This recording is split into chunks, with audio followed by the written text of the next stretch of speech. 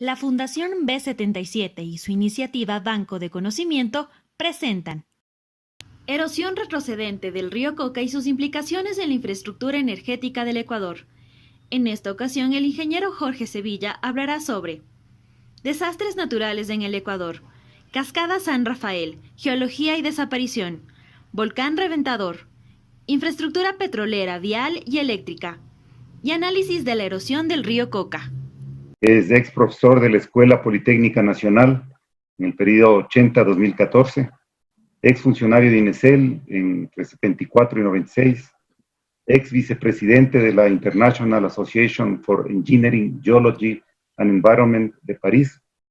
Y un tema interesante, desde 1985 advierte de los fenómenos de regresión erosiva tanto en el río Agollán como en el Coca. En lo académico, es ingeniero geólogo graduado de la Escuela Politécnica Nacional, máster en Geología Aplicada a Presas de la Universidad Joseph Fourier Grenoble, Francia, máster en Geotécnica de la Universidad Libre de Bruselas, también egresado de la INCAE Business School. Sin más, ingeniero Sevilla, buenas noches y estamos listos para escucharle. Muchas gracias. Muchas gracias, Igor y Carlos. Un saludo cordial a todos los organizadores y participantes en esta charla, que espero sea del interés de todos y cada uno de ustedes. Mi charla está soportada por ortofotos y fotos, muchas de ellas, de tal manera que por la cantidad algunas no serán mostradas, eventualmente puede servir para responder una pregunta. Para esta charla me va a ayudar una persona para la lectura de los textos. Entonces, en ese sentido, no se extrañe si hay una voz femenina que también les acompaña. Comencemos, por favor. Vamos a compartir pantalla. Muy bien. Entonces, el título de la conferencia es la que se indica en pantalla. La erosión retrocedente del río Coca y sus implicaciones en la infraestructura energética de Ecuador. Siguiente. Desastres naturales. En este aspecto quiero hacer, porque todos pecamos de falta de memoria, entonces pongamos un poquito de historia, sobre todo para las entidades públicas que nos gobiernan. Adelante. Desastres naturales, un poco de historia.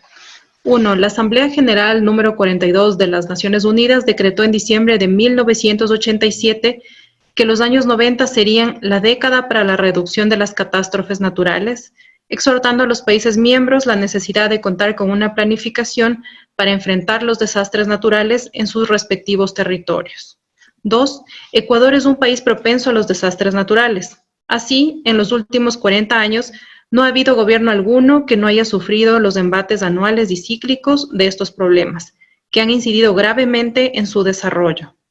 3. Los desastres naturales que agobian a Ecuador son inundaciones anuales, deslizamientos de terreno, sismos, tsunamis, erupciones volcánicas, sequías, fenómeno del Niño cada 15 a 20 años, incendios forestales, erosión de ríos, etc.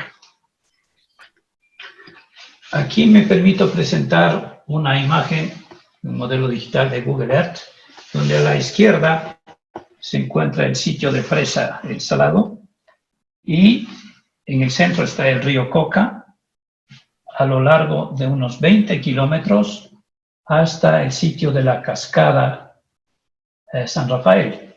Justo en el medio he puesto el río Malo, cada espacio son 10 kilómetros. El río corre de izquierda a derecha y he resaltado con un amarillo aquí, que es un pueblo al que yo le doy mucha importancia. Y, curiosamente, la erosión regresiva está ya aquí. Estos son 7 kilómetros desde la cascada hasta este sector. Siguiente, por favor. Aquí he puesto, es la misma lámina, pero desde la cascada hasta el río Malo, para referencias. En este sector está la cascada, aquí está el sitio donde Ruptura de oleoductos. se rompieron los oleoductos el 7 de abril. Aquí está el río Marker. Acá hay dos riachuelos, uno en margen izquierda, que es el río Piedra Fina, otro que está en margen derecha, que es el río Pingüino. Aquí el pueblo San Luis, que es un pueblo nuevo, creado por los obreros que trabajaron en Sinohydro, de tal manera que muchos de ellos son de nacionalidad china, ecuatorianos ahora. Y el río Malo, que está a la izquierda, que es el tramo que yo había señalado hace muchos años, de que si desaparecía la cascada Guayán, pues la erosión regresiva, la cascada iba a regresar muy rápidamente, en poco tiempo, en pocos meses, hasta este sector. Y bueno, a 7 meses ya está aquí. Nos faltan muy pocos meses para llegar acá. Lo que quiero hacer notar es que todo el tramo a la izquierda, aguas arriba, hasta el río Malo, es un río muy ancho, tiene muchos meandros, lo que le da una pendiente muy suavecita. El río apenas fluye. En cambio, a partir de aquí hasta la derecha, el río corre más rápido. Siguiente. Siguiente. Estos son... Cascada San Rafael. Algo para la cascada San Rafael, para conocer un poco su historia, por favor. 1. La cascada San Rafael es descubierta por Gonzalo Pizarro en 1541, en su búsqueda del país de la canela. La cascada se ubicaba probablemente a 500 metros aguas abajo de la posición actual. 2. El 2 de enero de 1945, el geólogo suizo Goldschmidt la redescubrió, pero ya había retrocedido alrededor de 400 metros. Dicha cascada no era sino un muro de lava de apenas 100 metros de ancho y 70 metros de profundidad, descansando sobre sedimentos no consolidados. Detrás del muro de lava y apoyados en este había 130 metros de materiales sueltos no consolidados. 3. La cascada, es decir, el salto de agua de San Rafael, desapareció el 2 de febrero de 2020. Siguiente. Aquí hay unas imágenes antiguas. Esta de la izquierda es tomada de la página web. La barra espaciadora. La barra espaciadora, y es de 1945, pero muy estrecha. Yo tengo una lámina a mano derecha de menor calidad, pero es una foto original del señor Goldschmidt del 2 de enero del 45. Siguiente, por favor. Una foto a la izquierda, simplemente de colección, 1999, para mostrar un salto en este sector. Y después hay otro salto en este sector. Y esto mide unos 150 metros para uno, 130 metros para otro. Y a la derecha hay una foto del año 2015, donde vemos que este hueco, este cilindro que había aquí, este salto de agua, esta piscina que había aquí, ya no existe más. Eso desapareció en el año 2015. Debajo de esto hay una caverna, como ustedes pueden ver, debajo del salto. Siguiente, por favor. Aquí esta foto la he tomado del periódico Ecuavisa. Del noticiero Ecuavisa, donde se ve muy claramente que el río entra por un sumidero, antes pasaba por este sector, así, y aquí hay un hueco. Si esto tiene 120 metros, ya pueden ustedes más o menos estimar este hueco que se ha formado. Siguiente, por favor. Esta imagen es para mostrar que ya no existe la cascada en la parte frontal, sino que la cascada se va para atrás y hay una imagen de una cascada apenas a 2 días, perdón. Y luego la cascada se va a ir retrocediendo para atrás, para atrás, para atrás. Aquí tendrás 150 metros, acá tendrás 140, 139, 138, etcétera, etcétera. Y la cascada se va a retirar hasta el fondo. Siguiente, por favor. Aquí vemos ya una vez que ha desaparecido la cascada. Entonces se puede descubrir, comprobar lo que ya los geólogos lo sabíamos, pero para el público que no es especialista en el tema, vemos que lo que había era una masa de lava que está en este color amarillento, que viene desde la izquierda, por alrededor de 2 kilómetros, y se dirige hasta este sector y continúa para atrás. Y toda la base estaba relleno por sedimentos de este tipo. Era lo que existía aquí. Como ustedes pueden ver, el muro de lava tienen aquí es más pequeño que mirando del otro lado, ya lo vamos a ver luego. Pero aquí esto no supera los 50 metros, en cambio el otro lado son como 70 metros. Y todo esto había unos otros 60 a 70 metros de sedimentos. La siguiente diapositiva va a mostrar la parte superior. Siguiente, por favor.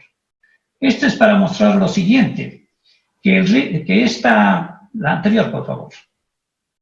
Si el río iba a estar erosionando, lo iba a cortar en 2 pedazos. El río simplemente lo va erosionando y en algún momento pues esto se hubiera roto en 2 pedazos, sea aquí o más acá.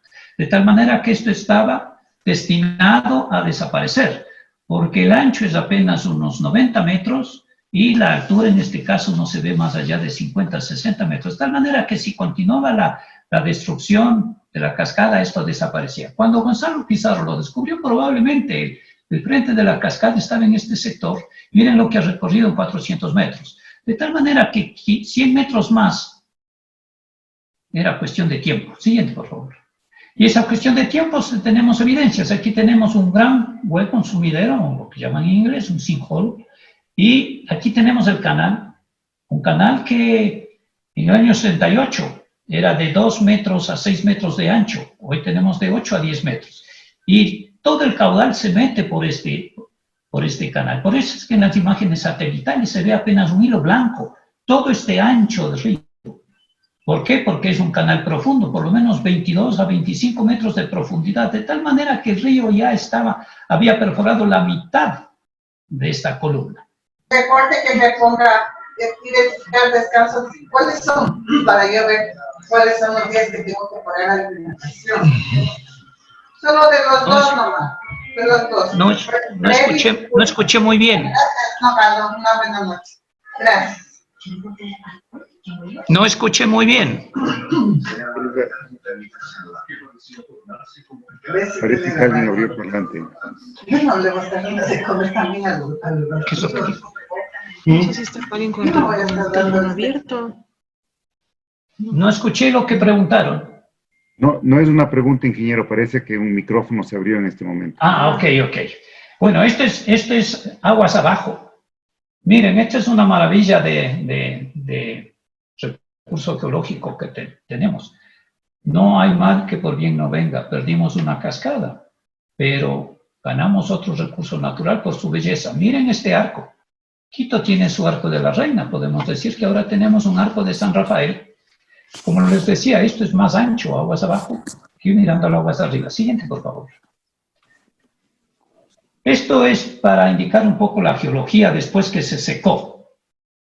Aquí ya no hay agua, entonces aquí a la derecha vemos con líneas verticales rojas, esto es lavas columnares.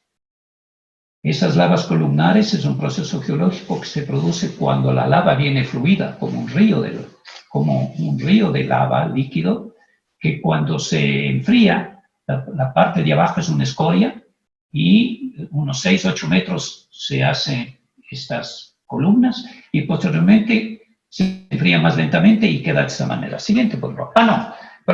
Anterior. Aquí en la geología se ve la lava, y abajo vemos una serie de sedimentos. Entonces, voy a explicarles el origen de estos sedimentos, porque todo el mundo pensaba que era una columna de lava que iba hasta el fondo, y no es verdad. Descansa en una almohada de sedimentos volcánicos. Siguiente, por favor. Entonces, esto es para entender el problema geológico. Siguiente. Miremos a Guyán. A Guyán es lo mismo. Tiene una alfombra bastante grande, de unos 70 metros de lava. Igualmente hay estas columnas en la parte basal, lo mismo en este sector, a la extremo inferior izquierda, y debajo hay sedimentos. Debajo hay los sedimentos aluviales. Y aquí hay una caverna, eso en Pastaza. Aquí hay dos ríos. Este es el río Pastaza, que el río hace una cascada aquí. Era la más alta hasta hace unos 50 años. Y esto era un afluente. El afluente es la quebrada Guama, que antes caía, en el año 70 caía encima del río Pastaza. Y ahora ya no, ahora cae directamente en la base. ¿Y qué quiere decir esto? Que la cascada ha retrocedido por lo menos 50, 70 metros, es decir, lo hemos medido. ¿Qué sucede acá en San Rafael? La misma historia. Tenemos estas columnas de basalto y una masa de basalto encima. Y abajo tenemos los sedimentos. Siguiente, por favor. Para entender este problema, aquí tenemos en lado izquierdo tenemos una foto aérea del volcán Reventador. Ustedes ven aquí el borde de este anfiteatro, que acá es este mismo en el modelo digital. Y en el centro está creciendo un nuevo volcán. Aquí en el modelo digital, en el centro está. ¿Qué significa este anfiteatro? Que había un volcán que no sabemos qué altura tenía, pero lo cierto es que debe haber sido muy alto, por lo menos hasta acá. Y una gran explosión, una gran emisión, provocó el vacío de la cámara magmática que está al interior y se produjo un gran colapso. El colapso, por eso queda todo hundido, y todo el material se fue hacia la parte superior derecha y también hacia la parte izquierda. Ustedes van a ver aquí unas líneas rojas que son columnas de lava. Justamente aquí es la cascada San Rafael. Y acá por el lado, en el otro extremo, también hay una columna de basalto que cruza este sector y probablemente era un punto de barrera natural. Entonces, en este sector es una barrera natural, por eso todo este sector se llenó de sedimentos y una vez que se rompió, pues estos sedimentos que están en este sector se están eliminando. Ahora, para ser más concretos, me van a decir, bueno, los geólogos a veces tienen sus hipótesis, sus teorías, pero en la práctica, ¿cómo lo probamos? Pues muy bien, voy a hacer con un ejemplo de hace 40 años. Siguiente, por favor. Aquí tenemos el volcán Santa Elena a la izquierda. Es un volcán muy parecido a nuestro, es un hermano gemelo del Cotopaxi. Eso era así hasta el 18 de mayo de 1980, es decir, un poquito más allá de 40 años. Miren lo que pasó a las 7 de la mañana de ese día. Simplemente, ahí se puede ver el anfiteatro.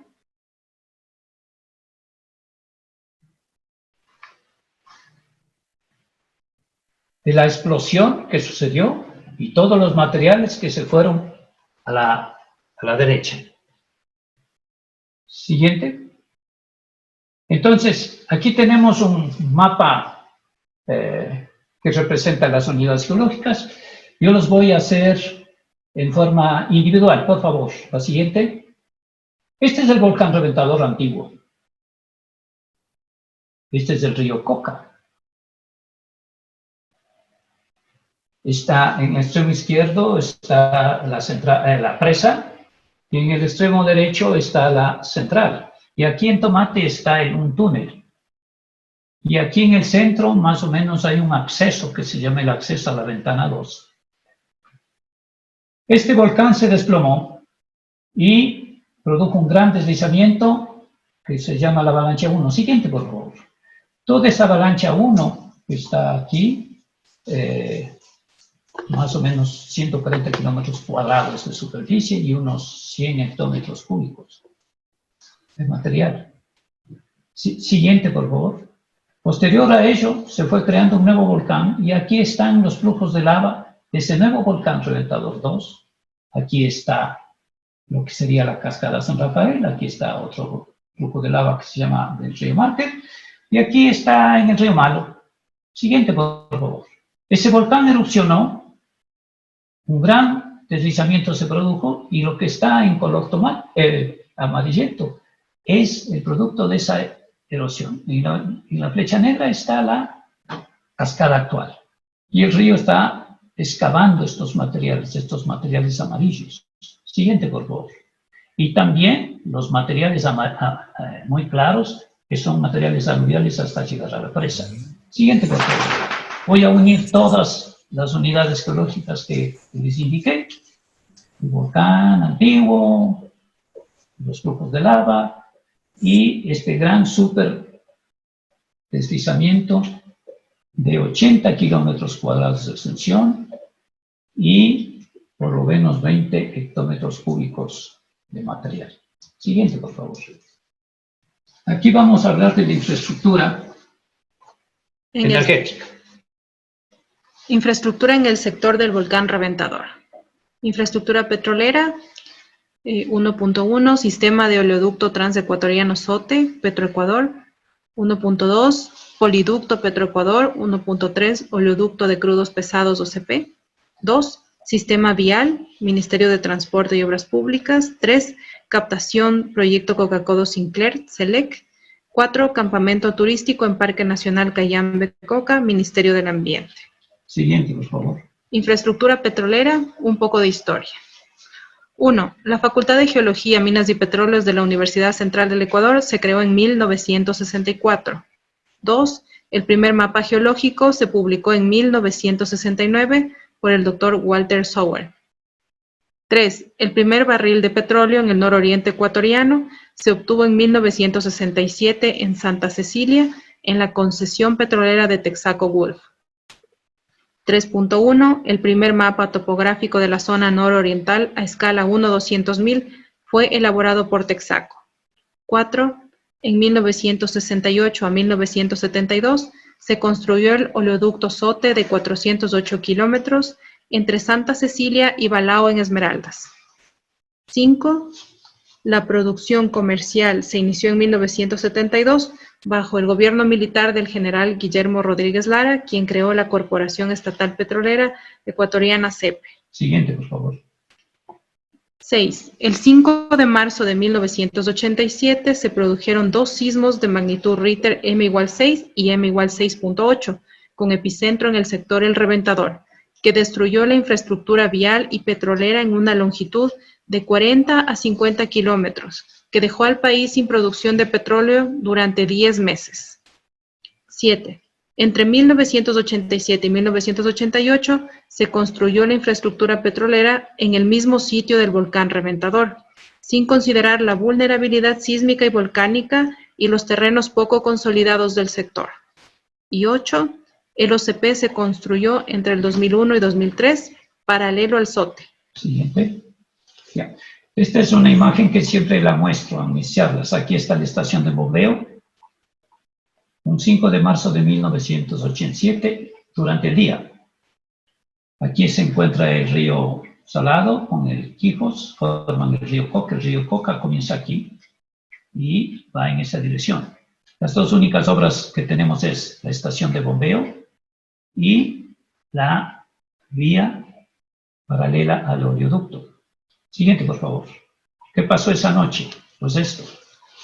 La estación de bombeo, a las 9 de la noche y 11 de la noche se produjeron los 2 deslizamientos. Aquí está la estación de bombeo y los centenares y miles de deslizamientos que ocurrieron en un radio de 150 kilómetros cuadrados, 150 kilómetros y 10.000 kilómetros cuadrados. Pero aparte de los deslizamientos, yo lo que quiero destacar en esta imagen en esta fotografía, es la cantidad de sedimentos. Es una piscina de sedimentos. El nivel del río en este sector subió 10 metros por la cantidad de sedimentos. Y aquí se diseñó el proyecto de presa. Contiguo a la estación de bombeo, va desde la carretera hacia la izquierda, se voló este pegoste de grano de orita, que es un tipo de roca, y se construyeron las obras aquí, y en este sector existe un túnel. Siguiente, por favor.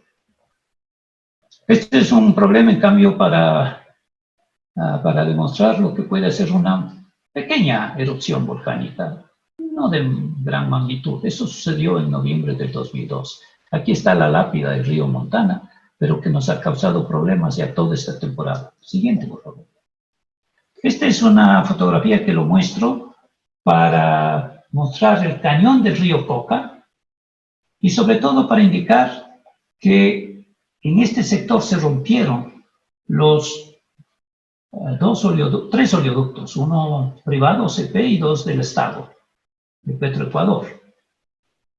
Desde que el día que se desapareció la cascada hasta el día que se rompieron los oleoductos pasaron 65 días. Tiempo suficiente para tomar alguna medida y evitar la rotura, porque estos oleoductos estaban a 100 metros de distancia del río, perdón. De tal manera que decir que es un caso fortuito, dejo la conclusión a todos los oyentes. Por lo menos eso es lo que dice el gobierno. Y a la fecha de esta toma, la erosión ha llegado solamente hasta este sector. Siguiente, por favor. Disculpe. Al fondo está el río Montana. Aquí un poquito más aguas arriba está el río Márquez. Y aquí está el pueblo San Luis, en este sector, que es a donde ha llegado ya la erosión. Es decir, en este momento solo tenemos visible la erosión en esta fotografía, 2.5 kilómetros. Siguiente, por favor. Infraestructura vial, un poco de historia. 1. Hasta 1968 solo existía una carretera de segundo orden que unía Pifo, Papayacta hasta el Chaco. 2. Con la construcción del oleoducto a cargo de la compañía William Brothers, se construyó la vía El Chaco-Lago Agrio. Y 3. Al momento actual, dicha carretera es la vía principal de acceso desde Quito al nororiente ecuatoriano. Siguiente, por favor. Ya, este es el gran volcán reventador que tenemos. Y esta foto es para mostrar el primer tramo, desde la cascada hasta el río Malo. Y aquí ustedes ven el río Coca, con varios meandros. Aquí está el río Márquez. Aquí está el río Montana y aquí está el río Reventador, justo donde se rompieron los oleoductos. Porque los oleoductos se van por margen izquierda del río, van por aquí. En muchos tramos van muy cercano a la orilla.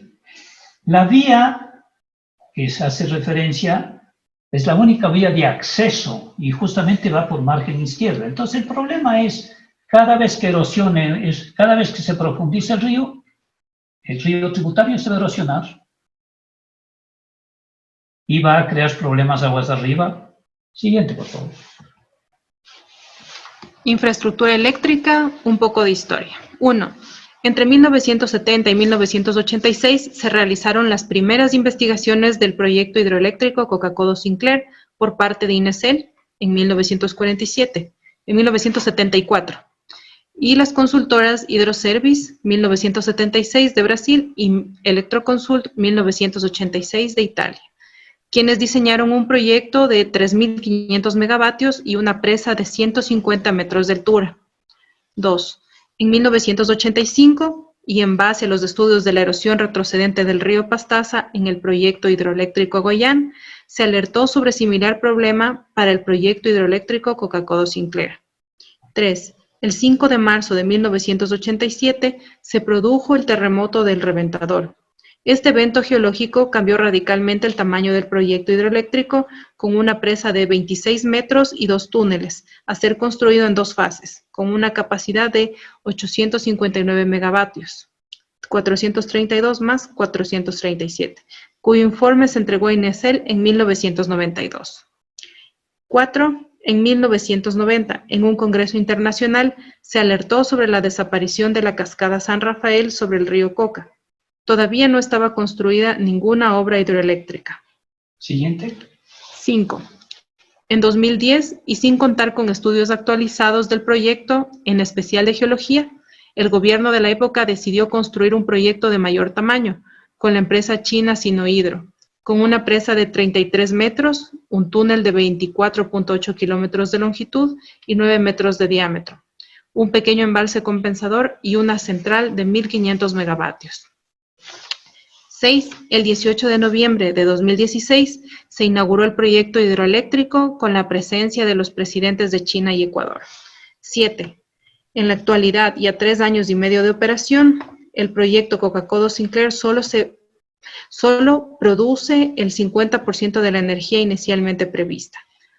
Y 8. A la fecha, el proyecto sufre de fallas técnicas y la entrega-recepción al gobierno ecuatoriano todavía no se ha realizado. Siguiente, por favor. Esto es la realidad de lo que sucede con la parte legal de ese proyecto. Bueno, ¿dónde se construyó la presa? Está en el punto amarillo, está la estación de bombeo y, digamos, la presa se construyó en este sector. Esta imagen es vital para mí porque siempre resalto el problema de sedimentos. La sedimentación aguas arriba en el río Salado y en el río Quijos. Y naturalmente toda la parte de aguas abajo. Es decir, esto se va colmatando de sedimentos cada vez. Y a pesar de tener desarenadores, pues no son suficientes para botar todos los sedimentos que se van a almacenar aquí. Siguiente, por favor.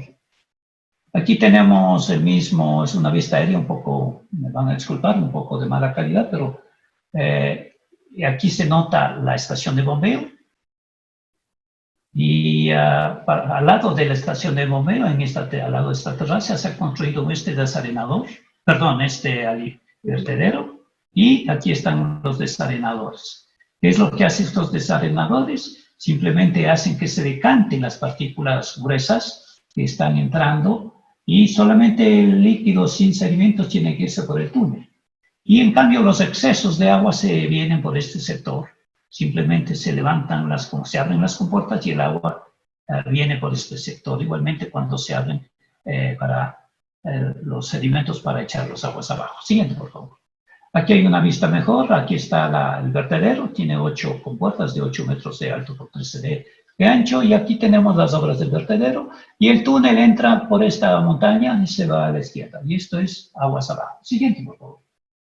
Este es otro punto problemático para este proyecto, es el acceso a este túnel secundario. Este es un túnel que se construyó como para poder meter la tuneladora y construir el túnel a lo largo de 24 kilómetros de largo, que va hasta el estanque desarenador. Siguiente, por favor.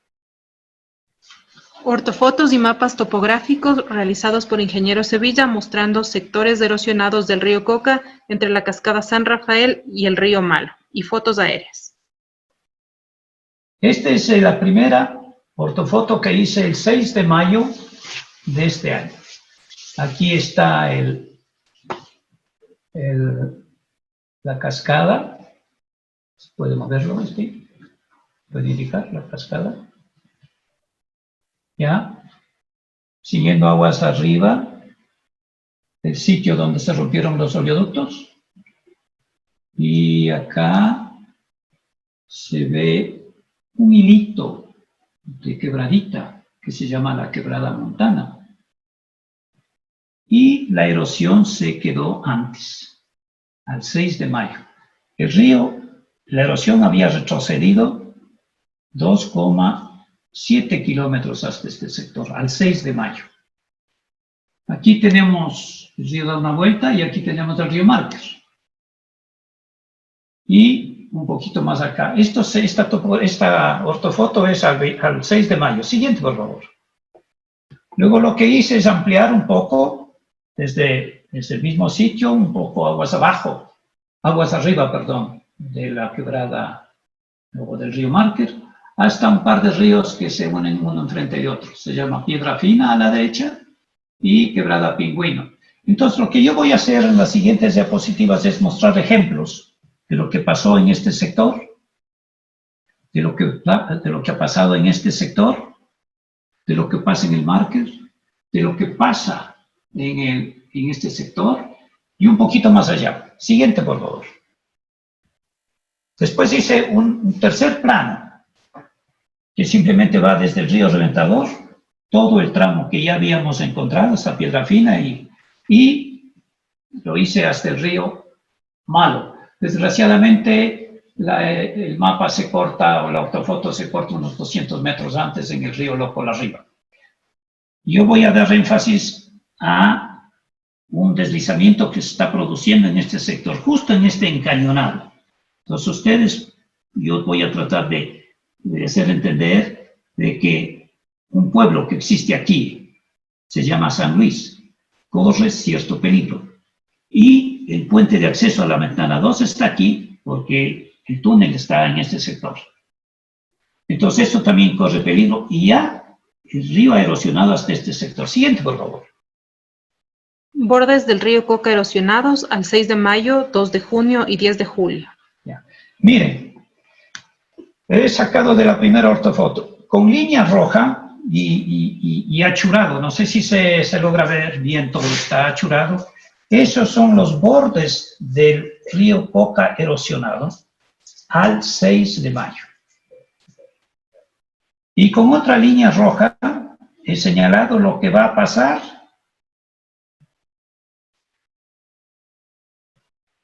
un mes más tarde.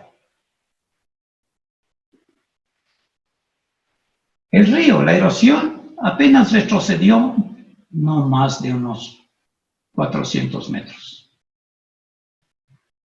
en longitud, pero en ancho fue todo este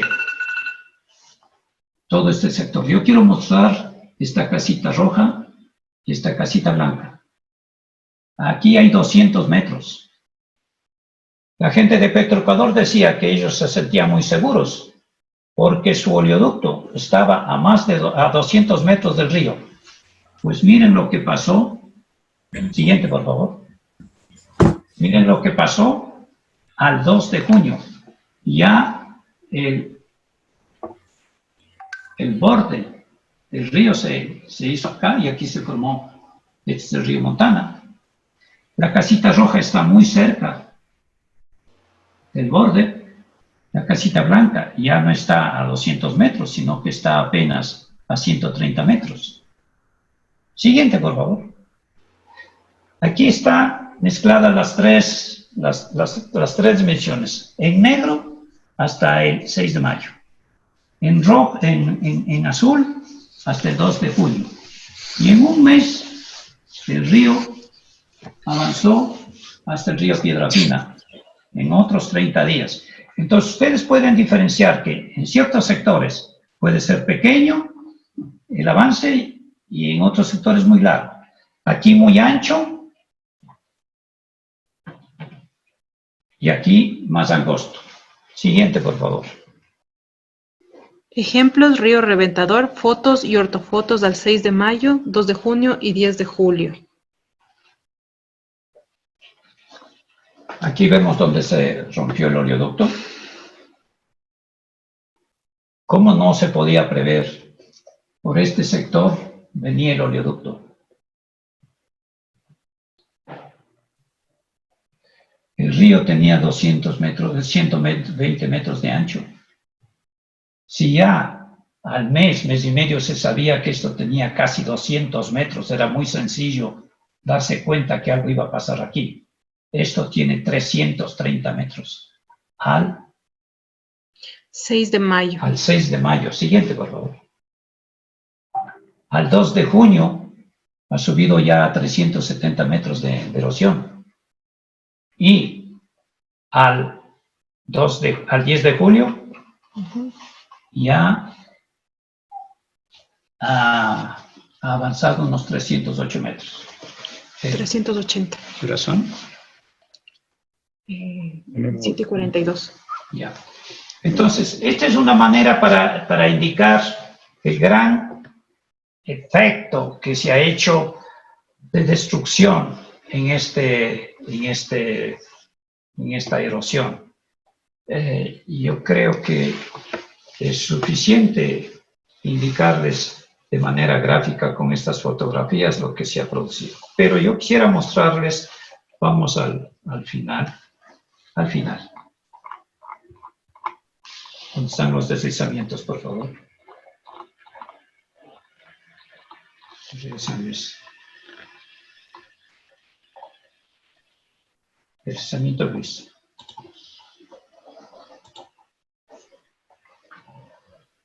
Aquí está este es el pueblo San Luis. Este talud tiene 120 metros de altura. Pues aquí, a esta fecha. 16 de julio. Al 16 de julio, esto está estable. Veamos cómo está el día de hoy. Final.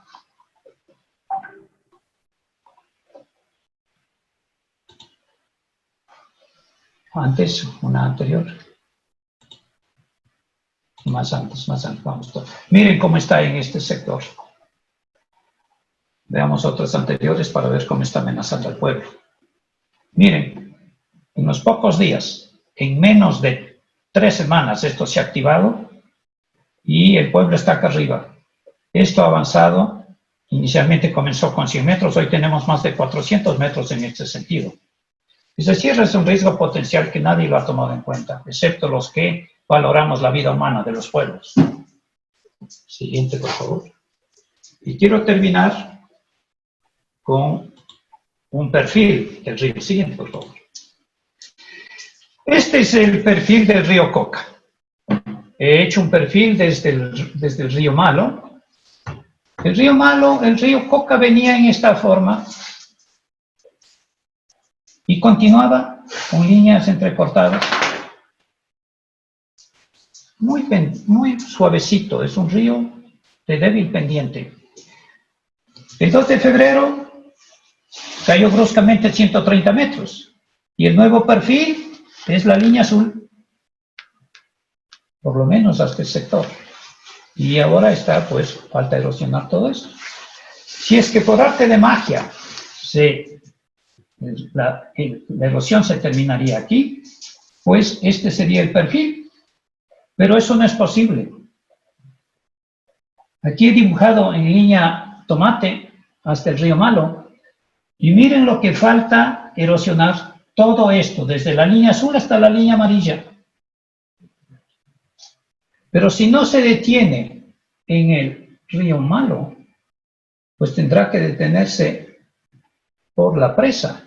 Y miren, este es el perfil de equilibrio del nuevo río Coca. Y miren lo que falta perforar, lo que falta erosionar. Entonces eso da una idea concreta del tema, que el asunto es grave, está de difícil solucionar, no hay acción por parte de las entidades que llevan a cabo este problema, y no quisiera discutir las razones para que eso suceda, pero aquí estamos enfrente de un problema geológico que no se lo puede resolver por falta de dedicación y por falta de conocimiento que sufren nuestras entidades públicas. Está en sus manos el 23% de la energía del país si algo le pasa a esta central. Este gobierno será tomado en cuenta en el próximo gobierno que se elegirá en apenas 6 meses más. Y tienen que darle una respuesta. No podemos poner en riesgo 3.200 millones de dólares que hasta ahora se ha gastado en esa central, Coca-Cola Sinclair, cuando en realidad no debía costar más allá de 1.500, 1.600, porque fue diseñada para 900 megavatios. Yo puedo demostrar hasta la saciedad que fue sobredimensionada y se la construyó para 1.500 megavatios, es decir, 600 megavatios más, que equivale a 3 turbinas adicionales que en este momento no hacen ningún papel. Aparte de los problemas técnicos que tiene, ya pueden ustedes darse cuenta de cuál es nuestro problema. Necesita ser tomado más en cuenta este problema. Con esto, Carlos, pienso que he cumplido el tiempo que me han dado y estoy dispuesto a contestar algunas preguntas. Muchas gracias, ingeniero Jorge Sevilla. Muy clara su presentación. Yo voy a pasar a leer las preguntas que se han realizado previamente. Son 8 preguntas, 3 de estas son compuestas, para que tenga un poco la idea de lo que nos va a tomar. La primera pregunta de Fidel Tinajero. Infraestructura estratégica fundamental, oleoductos, vías, proyecto hidroeléctrico. Para el país se ha concentrado en un área básicamente inestable como la del río Coca. Son claras la ineficiencia e ineficacia del planteamiento estratégico. ¿Qué hacer para evitar que, con pleno conocimiento del problema, la incidencia política y oportunista meta mano y nos conduzca a nefastos resultados como los que ahora ocurren? Esa es la primera pregunta, ingeniero. Sí, yo pienso que mirando con atención las diapositivas que he presentado, el problema es serio. ¿Cómo hacerlo? Simplemente poniendo a personal idóneo en el tema para que pueda resolverlo. No puedo permitir que, por ejemplo, SELEC es una corporación, tiene varias unidades, no pueda hacer lo mejor de sus funcionarios para que tomen a cargo este problema. Tienen equipos geofísicos embodegados, tienen perforadoras sin uso y, sin embargo, de tenerlo, solicitan y contratan consultoría. ¿Aló? Sí, ingeniero, sí, le escuchamos. Sí. Se perdió la señal. Aquí ya, ok. Y están haciendo soluciones muy lentamente con el tema. Yo pienso que no hay una solución por parte, y lo que dice la persona que el señor Fidel Tinajero, pues tiene toda la razón. Estamos en manos inexpertas, pienso yo. Desgraciadamente tengo que decirlo así, porque ha pasado tanto tiempo, han perdido el tiempo ya 6 meses que no pueden hacerlo. Miren una prueba, no pude mostrarlos en una fotografía, pero tienen tractores en el fondo del cañón, trabajando con piedras gigantescas arriba. Probablemente esta noche no se les haya caído, porque la foto fue de hoy día. Siguiente, por favor.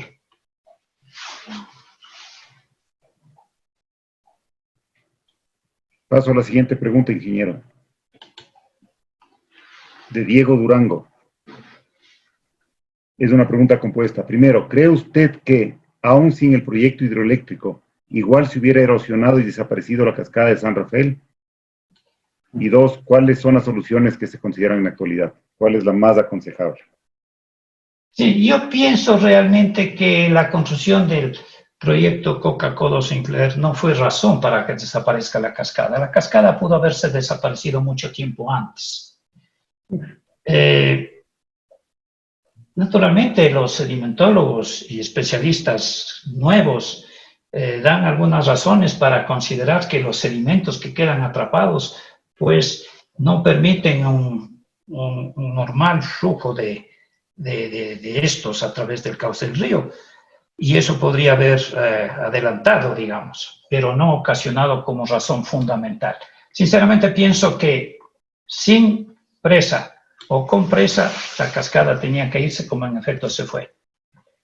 Gracias, ingeniero. Tercera pregunta, Carlos Villasís. Por ley, la construcción del proyecto hidroeléctrico Coca-Cola Sinclair requería un estudio de impacto ambiental. ¿Qué pasó con ese estudio? ¿No pudo estimar todas las consecuencias que se están observando? ¿Se está haciendo alguna investigación al respecto? De acuerdo a nuestra legislación, todos los proyectos deben tener informes ambientales, informes de impacto ambiental. Pero recordemos quién nos gobernaba en el 2010. Ahí no se hacía, solo se obedecía. Se dictaba órdenes. Me parece que en el 2010 la ministra de Medio Ambiente se llamaba la señora Aguiñaga. Hoy es asambleísta. Pero no creo que haya puesto objeciones al señor Correa cuando le pidió emitir el informe de impacto ambiental. Yo estoy convencido de que si se hubiera hecho el estudio respectivo, se hubiera detectado el problema, pero no lo hicieron. Se hubiera podido arreglar la situación con mucha anticipación, pero aparte del problema ambiental, eran los informes técnicos de hace 22 años atrás, con informes geológicos hidrológicos de hace 22 años atrás. No se puede construir un proyecto con total seguridad. La incertidumbre queda grande. Y además, las evidencias para la desaparición de la cascada pues son muy grandes, son muy numerosas. Y ese estudio ambiental yo no sé si lo vuelvan a rehacer porque ya se lo hizo y no creo que haya habido observaciones de ese informe, porque lo único que se obedece de hacerlo era obedecer la orden del presidente de la República de la época y nada más. Los demás tenían que cumplirlo. Hágase el proyecto y había que hacerlo. Entrega ese informe ambiental, pues había que entregarlo. Nada más. Siguiente, por favor. Gracias, ingeniero. La siguiente pregunta, Carlos Villasís. Se habla mucho y con razón sobre el daño a los oleoductos, el sistema vial, el proyecto hidroeléctrico. Se habla menos del impacto a las comunidades que habitan en el área, tanto debido al deterioro del territorio que habitan como debido a problemas de contaminación y deterioro ambiental. ¿Podría, por favor, ilustrarnos sobre estos importantes aspectos del problema? Sí, podría decir algo. El SOTE ha sufrido muchísimas roturas y en los 50 años que tiene de vida ese oleoducto, si no estoy mal, se ha roto cerca de un centenar de veces. Algunas han salido en la prensa y otras no. Y los que realmente sufren son, como dice Carlos, sufren las comunidades aguas abajo porque viven del agua del río Coca y del río Napo. En esta ocasión, simplemente comenzaron a dar bidones de agua y pensaban, he tenido quejas directas, que lo que le dicen es, ya les estamos dando agua, ¿qué más quieren? Así no se trata a las comunidades. Y eso, desgraciadamente, se ha hecho. Comparto la preocupación de quien hace la pregunta. Los pueblos están afectados y si no se toman medidas adecuadas para que no se produzcan nuevas roturas, pues esto se va a seguir sucediendo. Yo considero que una de las soluciones es cambiar el oleoducto por margen izquierda. Perdón, de margen izquierda pasar a mano derecha. Es un tramo de unos 60 a 70 kilómetros. Pero ya el oleoducto ha cumplido su vida útil. Fue diseñada para 25 años. Hoy tiene 50 años. El oleoducto ha sido más que repagado, de tal manera que para los próximos 25, 30 o 40 años que podamos tener petróleo, pues simplemente hay que hacer una nueva inversión, pero más segura. Y definitivamente hay que cambiar de sitio, porque ir por el mismo lugar por donde está yendo actualmente, pues es un peligro para todos. Gracias, ingeniero. Fidel Tinajero presenta una pregunta compuesta. La primera, desde su punto de vista técnico, ¿cómo evalúa usted la decisión de construir el proyecto Coca-Codo Sinclair? ¿Fue una buena inversión para el país? ¿Se justificarían nuevas inversiones para tratar de arreglar algo que aparentemente fue mal concebido y diseñado desde el principio? Bueno, el estudio nació, como dije en la presentación, como un proyecto gigantesco. Pero bastó el sismo de 1987 para hacer entender a los diseñadores que había que hacer obras pequeñas. Desde el punto de vista energético, naturalmente que es un sitio importante porque tiene gran caída. Por eso es que los diseñadores propusieron dos centrales, que es la máximo llegaban a 900 megawatts, 859 en realidad. Pero eso podía resolver los problemas porque debían construirse en fases. Los estudios, pienso que originalmente al año 92 no eran de diseño definitivo, eran a nivel de factibilidad. Pero la siguiente fase es la importante de saber si se actualizaron bien o no. No se entendió los probables problemas que podían acarrear a este proyecto, pero estaban en la obligación de hacerlo. No lo hicieron, definitivamente no lo hicieron, porque porque había la orden de construir 7 megaproyectos que se mezclaban grandes y pequeños. Un ridículo proyecto de 22 megavatios, más Arduda se llamaba megaproyecto. Hoy está en los tribunales de justicia, nunca se lo construyó. Otro megaproyecto que decían es un proyecto que se llama Quijos, 50 megavatios, aguas arriba de Coca-Cola Sinclair. Megaproyecto, 50 megavatios, un proyecto común y silvestre. Megaproyecto. Este proyecto tampoco se terminó, está en los tribunales, porque cambiaron el diseño, no se lo hicieron conforme estuvo previsto. Lo mismo que en Coca-Cola Sinclair, cambiaron los diseños. Y ahí el gran responsable es un ministro que ahora funge de asambleísta, no tengo temor de decirlo, de apellido Albornoz, que de paso consiguió un certificado de discapacidad. Ahora me he dado cuenta, porque no escuchaba las razones. Entonces, probablemente su discapacidad es sordera. Siguiente. Gracias, ingeniero. La segunda pregunta de Fidel Tinejero, la segunda parte es, ¿se atribuye a Einstein la frase de que no se pueden esperar resultados diferentes si seguimos haciendo más de lo mismo? Ecuador tiene una historia de no escuchar a los técnicos e ignorar los conocimientos al tomar decisiones claves para el futuro del país. ¿Cómo cree usted que se puede cambiar esta lamentable realidad? Bueno, esa es una realidad que ha caracterizado a Ecuador durante mucho tiempo. No se le da mérito, digamos, a los compatriotas que han estudiado el tema, y más mérito se da cuando se hace contratos. Ahora usted entiende por qué. Cuando se hace contratos hay dinero. Entonces ahí yo entiendo la razón.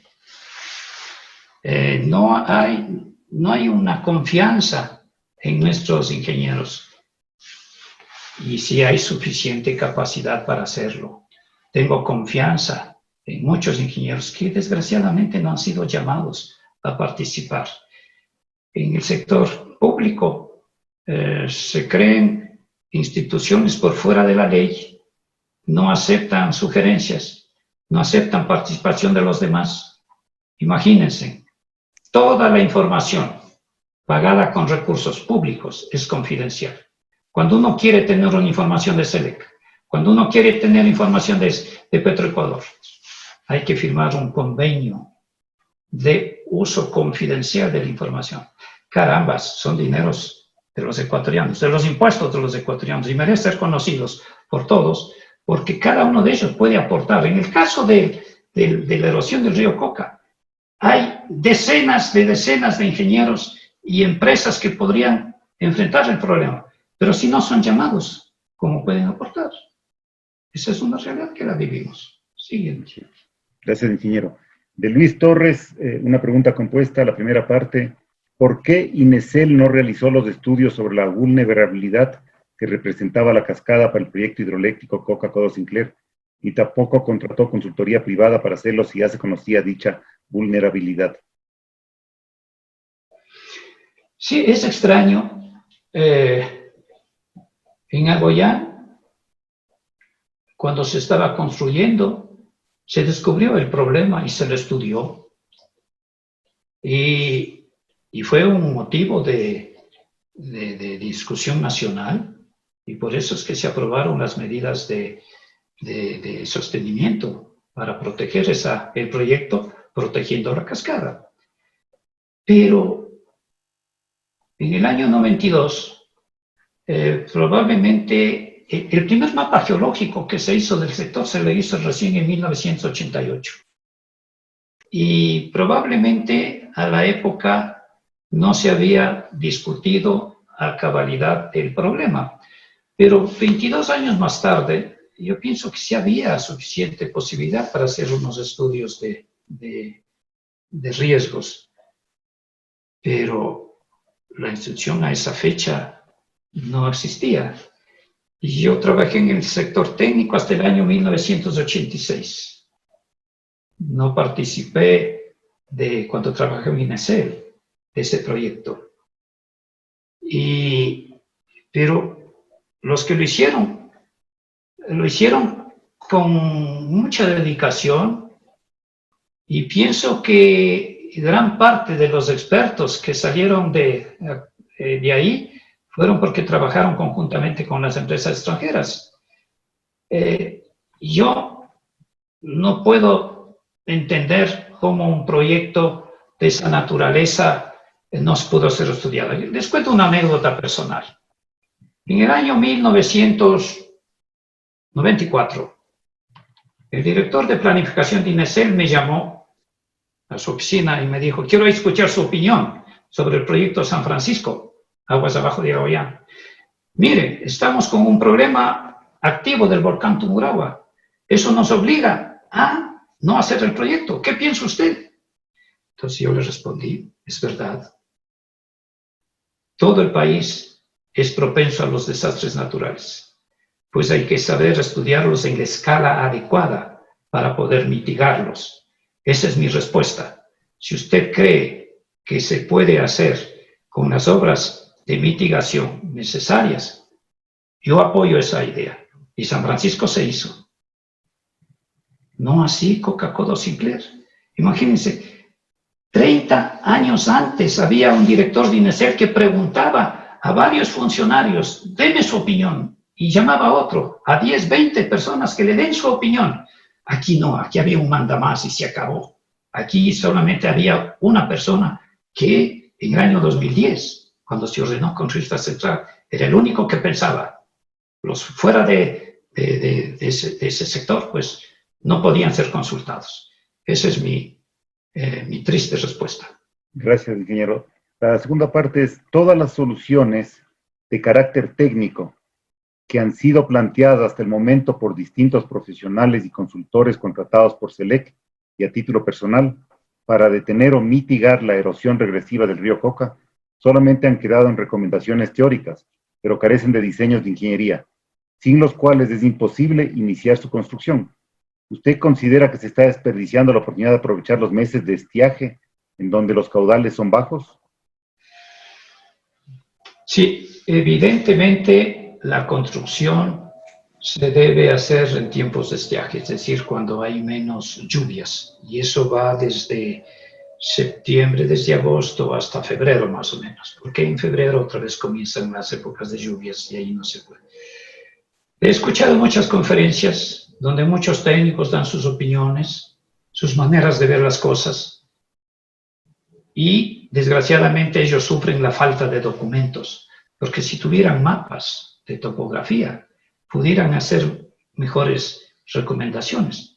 Pero aunque ustedes no me crean, estamos a 6 meses de desaparición de la cascada, y a 6 meses, escúchenme bien, a 6 meses no hay un plano topográfico similar a los que yo he presentado.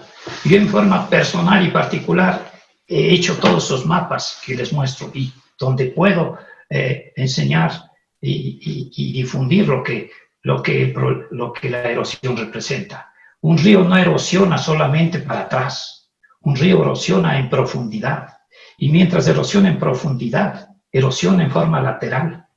Y si erosiona en forma lateral, se hace más complicado la solución. Entonces hay que hacer una medida muy aguas arriba antes de que nos coge el tiempo. Tengo entendido, por su parte, SELEC ha contratado, bueno, aquí hay algo que decirlo con franqueza. Hay 3 instituciones públicas que están en este problema: Ministerio de Vialidad, Transporte y Obras Públicas, Petroecuador en el área petrolera, SELEC en la parte eléctrica. Pues de los 3, solo OCP, aparte me faltó indicar a ellos, ha hecho estudios particulares. Los otros no. SELEC ha contratado, dizque, 3 estudios. ¿Qué son estos estudios? Primera fase, un estudio de geofísica, 20 días. Para hacer 2 perfiles geofísicos de 1000 metros, nada. Debe hacerse varios kilómetros de geofísica. 3000, 4000, 5000 metros. Ellos hicieron 1000. ¿Pero en dónde? En el sitio donde ya estaba hecho el cañón. ¿Para qué sirve hacer geofísica en ese sector? Hay un desconocimiento total del cliente, en este caso SELEC, para decirme: haga información geofísica aquí. sus resultados, el consultor les entrega, pero no van a servir para nada. Segundo estudio, 30 días, a partir del día 0. Un estudio con una compañía extranjera. Un estudio conceptual, su nombre lo indica, hacer la concepción general de una solución, de una probable solución. ¿Pero en base a qué? A planos, a mapas, a estudios hidrológicos, a estudios de perforaciones. Pues nada de eso hay, absolutamente nada de eso. ¿Qué hace el consultor? Entrega su informe como se lo pidieron. Entonces, no es nada caro. Y el tercer estudio que dice que han hecho, un estudio de geología y de cartografía. Tenemos al Servicio Geológico Nacional, que se llama IGE. Tiene decenas de ingenieros geólogos y decenas de ingenieros geógrafos que pudieron haber hecho el estudio desde hace 6 meses atrás y no los utilizan. ¿En qué estarán pensando? En la parte geológica, el estudio fue hecho en 1988, 1 a 50.000. ¿Qué es lo que tenían que hacer ahora? Simplemente mejorar ese estudio, que es estupendamente bien hecho. Lo que había que hacer es los contactos, definir bien a dónde van esas unidades. Y tercer punto, las características para una solución son las cuestiones geotécnicas, es decir, características de los suelos y las rocas. Hasta ahora no hay 1 gramo de muestra de suelo que se haya estudiado. ¿Se pueden imaginar en qué manos estamos? 1 gramo, no se ha tomado una muestra para hacer un ensayo de resistencia, un ensayo de resistencia a la compresión, a la rotura, al desgaste, qué sé yo, si soporta, no soporta, etc. No hay nada de eso. ¿Cómo se obtienen las informaciones por debajo del subsuelo? Haciendo perforaciones directas. Pues hasta ahora no hay un solo método, porque piensan que las perforaciones hechas hace tiempo. Y aquí tengo algo que he descubierto recientemente. Y eso me parece grave. El proyecto Coca-Codo-Sinclair comenzó a producir energía en abril del 2016. Es decir, unos 8 meses antes de que se lo inaugure. Es decir, ya estaba produciendo. Pero me he topado con la sorpresa mayúscula de que en agosto de ese año, recién en agosto, se hacen las perforaciones en un sector del proyecto. ¿Para qué esas perforaciones? O sea, eso alguien tiene que investigarlo. Yo estoy convencido que alguien tiene que tomarles cuentas al gobierno anterior que hizo esta barbaridad. Definitivamente. Yo pienso que las autoridades actuales están ajenas a ese proyecto, a esos problemas, pero está en sus manos la resolución. Entonces, la responsabilidad se les pasó a ellos y tienen que responder y tienen que rendir cuentas a las próximas autoridades. Gracias, ingeniero. La última pregunta de las hechas la presenta Carlos León. ¿Considera usted que pudo tener alguna influencia en el evento ocurrido la sismicidad del volcán Reventador y o los trabajos, explosiones para la construcción del túnel de la central Coca-Codo? Pienso que no. La cuestión del Reventador, los sismos volcánicos son diferentes de los sismos tectónicos. El sismo del 5 de marzo del Reventador fue un sismo de naturaleza grande, producto del choque de fosas, de placas oceánicas. En el caso de los sismos volcánicos está reducido al sector, apenas son de 2, 3, 4 grados en escala Richter. Y nuestro Instituto Geofísico, yo pienso que está atento, lo lleva monitoreando al volcán Reventador decenas de años, desde el año 70 y algo. Y desde el año 83, en realidad, cuando se formó, se inauguró el Instituto Geofísico, ellos tienen el control de todos los volcanes, por ese lado.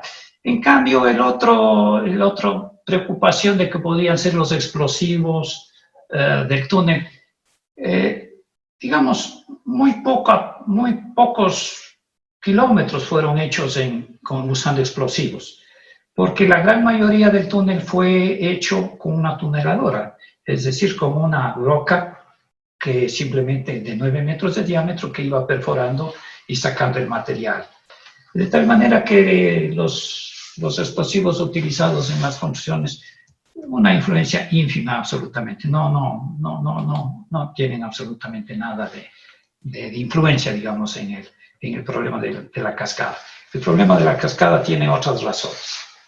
Otras razones, como ya les mostré en las primeras diapositivas, es un ancho muy angostito, 100 metros, un espesor muy pequeñito, 70 metros, muy diferente de lo que hay en Agoyán. 10 kilómetros, no metros, 10 kilómetros de plancha por 70 metros de espesor. Y aún así, en esa época, INESEL lo estudió, el proyecto regresivo. Y aquí, con este ridículo espesor de muro de lava, no se lo hizo. Y el argumento es que estaba muy lejos del proyecto Coca-Cola, muy lejos de la presa. Ese es el argumento que yo he escuchado como respuesta. Pues yo debo decirles a todas estas personas que dicen que dan este tipo de respuestas, que un estudio hidroeléctrico se lo hace a nivel de cuenca.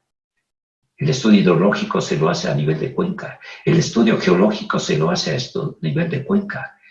La cuenca del río Coca hasta el río Salado tiene 3.600 kilómetros cuadrados. Y los estudios geológicos se derivan de lo que salga ahí.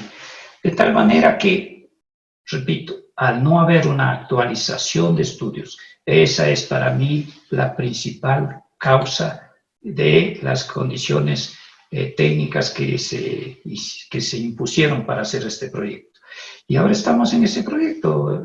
Tenemos un proyecto que tiene 5.000, algo así como 7.500 fisuras en la tubería de presión, dicha por el ex ministro Pérez. Este rato lo están tratando de resolver. Contrataron a una empresa alemana para que haga el estudio. Desgraciadamente la pandemia no ha permitido concluir. Por eso es que no pueden recibir el proyecto. Otro gran problema que tiene este proyecto Coca es la toma, la presa. La cantidad de sedimentos que se está llenando. Después les quedará poca agua por enviar por el túnel. Y están en la obligación de utilizar dragas. Entonces el próximo gasto, el próximo contrato, menos mal que no está el gobierno anterior, sería comprar una gran draga para evacuar millones de metros cúbicos, cuando solamente tenemos la centésima parte de eso. Se van a hacer muchos gastos adicionales. Y de aquí en adelante va a haber problemas permanentes, no va a ser un problema de fácil solución. No se ha hecho un estudio, digamos, a fondo, un estudio, digamos, serio, porque esa es la palabra, serio, no lo que han hecho. Y este momento, yo no puedo entender esto, por ejemplo, OCP les da toda la información que tienen a SELEC. Le mandan una comunicación diciendo a quién entrego la información.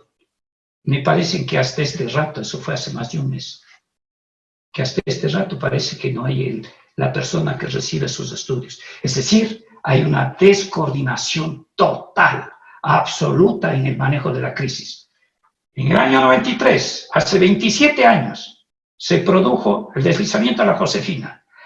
Un deslizamiento que estuvo a 57 kilómetros de distancia de la presa Paute. Y a las 12 horas de sucedido el desastre, el gran deslizamiento de la Josefina, el gerente de INESEL y varios de sus ingenieros estaban a las 12 horas diciendo qué es lo que se debe hacer. Y el comité de crisis se creó ipso facto. Y todas las especialidades, universidad, se contrataron expertos de Chile, expertos de los Estados Unidos, se contrató expertos de Francia, de Europa, muchos ecuatorianos, nacionales y extranjeros, universidades, todos participaron. Todos los días se hacía control de la cota del nivel de agua. Aquí hay que hacer lo mismo, pero no se lo ha hecho. Ahí está, ahí ustedes pueden entender por qué estamos en ese problema.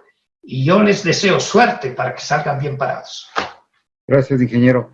Con esto terminamos las preguntas preestablecidas y ahora Fidel Tinajero y Carlos León van a sortear algunas de las preguntas que se han presentado en estos momentos. Gracias. Sí, adelante. Carlos, por favor, tu micrófono. Te doy la palabra. Gracias. Buenas noches. Jorge Toro pregunta, para conocer dónde se encontraría un sustrato duro, sea lava, granodiorita, etcétera, para anclar una obra civil de gran envergadura, ¿dónde se recomienda realizar los ensayos geofísicos? El sondeo eléctrico vertical y sísmica de reflexión. Mire, tomemos como punto de referencia la presa.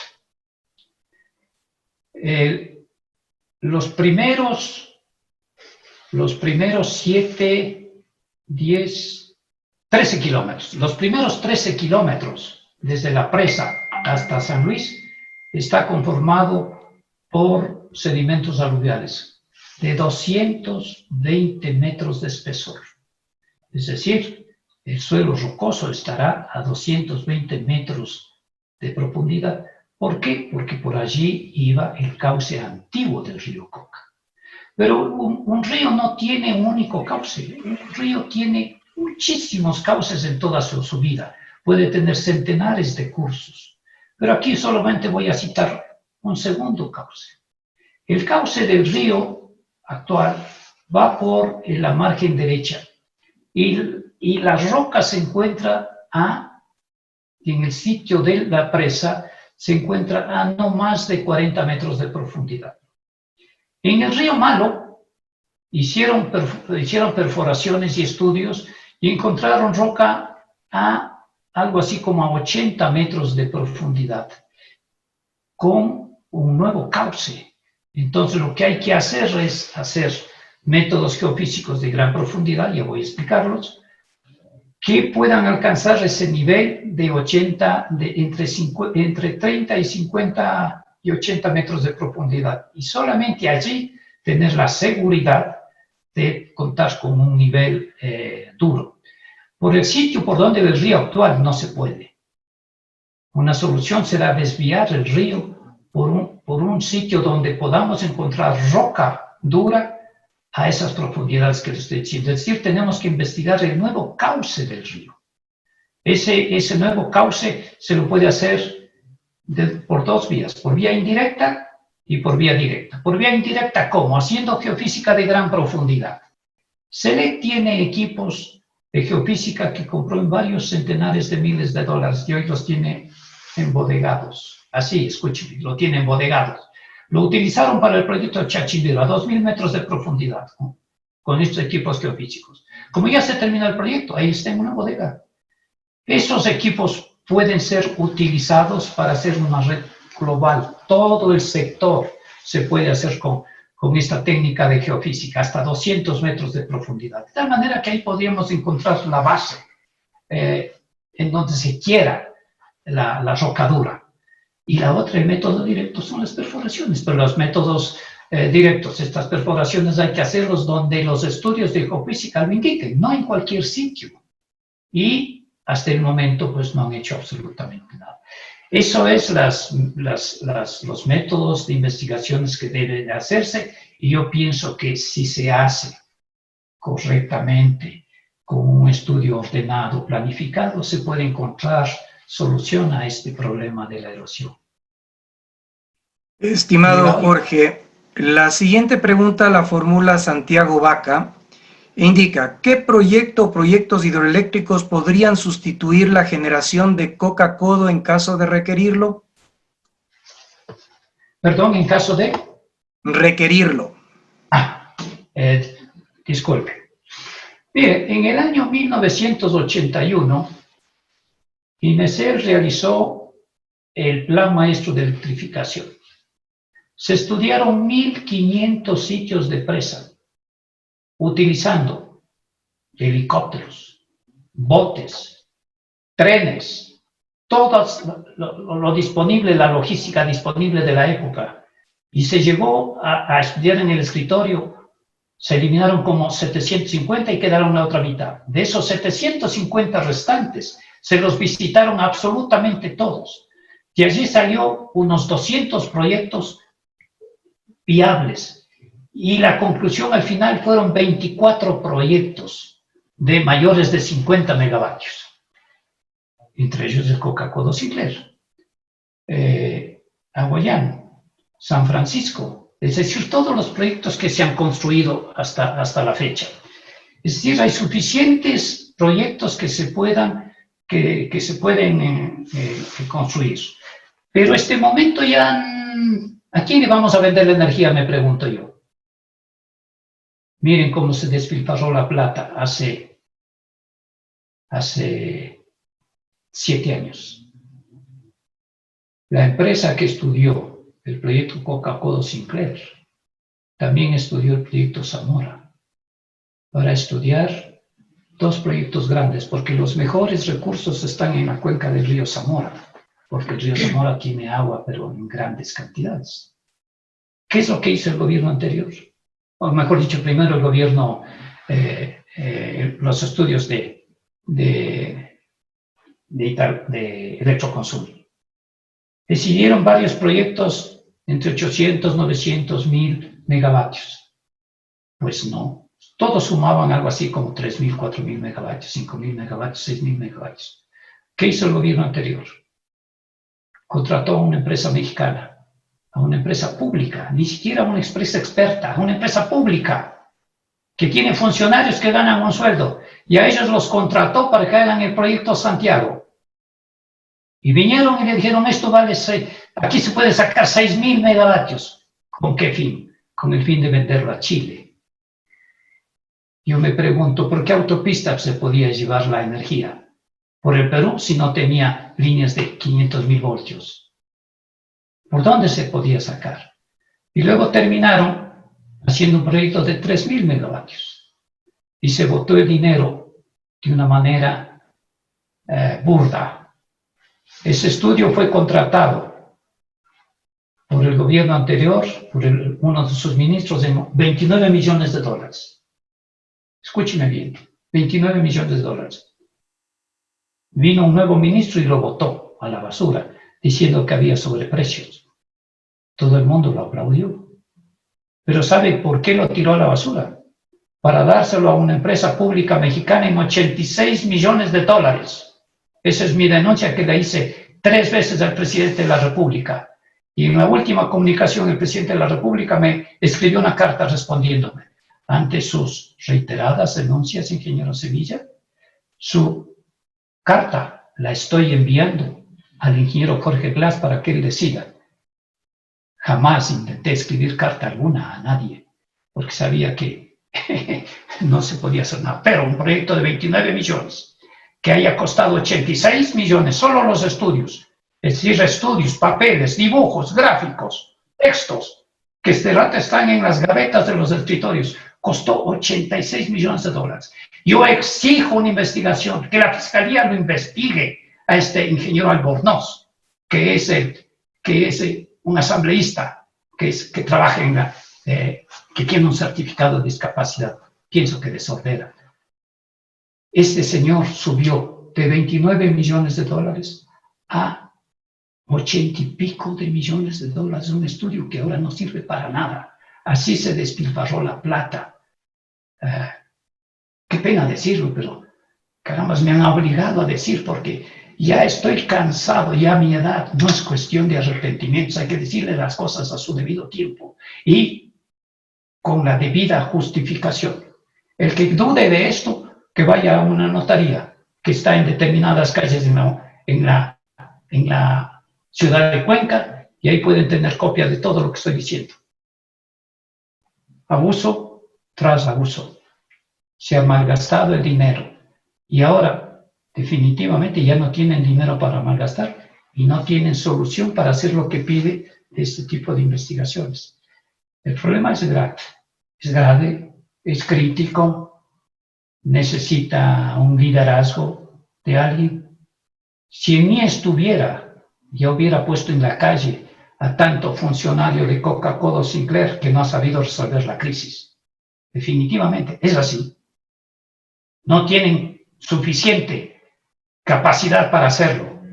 Todo dicen que no se puede porque la ley lo prohíbe. Dicen que no se puede porque la Contraloría no les permite. Es decir, siempre lavándose las manos. Eso no debe continuar así. El país necesita una solución Y este proyecto Coca-Cola Sinclair tiene un grave riesgo. No va a desaparecer. Estoy convencido que no va a desaparecer, no se va a destruir, porque se tomará la solución. Pero ¿a qué precios? ¿A qué precios es mi preocupación? Creo que podemos, Fidel y Carlos, ver tal vez una o dos preguntas más, o estamos ya en el tiempo. En honor al tiempo, estamos sobre la agenda. Creo que deberíamos ir cerrando, por favor. Carlos, tienes la palabra. Quítale. Igor, por favor, los comentarios finales, Igor. Ok, ingeniero Sevilla, muy interesante su presentación. El tiempo se nos ha hecho un poco corto, el tema es muy interesante y nos deja pensando mucho, pero queremos agradecerle por haberse dado el tiempo de presentarnos este tema en el que usted evidentemente conoce mucho. Agradecemos asimismo a todos los presentes por su interés. Una disculpa anticipada de que hay algunas preguntas que se quedan sin tratar. Pedimos la comprensión, hay que ajustarse siempre una agenda y pues, hasta una próxima ocasión con todos. Muchas gracias por estar hoy presentes. Ingeniero Sevilla, nuevamente muchas gracias. Yo agradezco a usted. Gracias a todos. Carlos Villasís, por favor. Sí, muy amables. Muchas gracias a todos. Gracias a Ingeniero Sevilla. Gracias, Igor. Como siempre, aprendiendo mucho. Muchas veces con la tristeza de ver que la razón, el estudio, los conocimientos muchas veces se ignoran por decisiones puramente políticas y tenemos que después sufrir las consecuencias. Ojalá todos vayamos aprendiendo de esto, vayamos conociendo más, vayamos dando su lugar al conocimiento y la oportunidad a los profesionales ecuatorianos para que trabajen por el país y que todos apoyemos el uso del conocimiento, sobre todo en decisiones estratégicas, decisiones que son vitales para el futuro del país. La Fundación B77 agradece tu atención y te invita a continuar visitando nuestro contenido. Síguenos en nuestras redes sociales. Para comentarios o sugerencias, escríbenos al correo fundacionb77@gmail.com.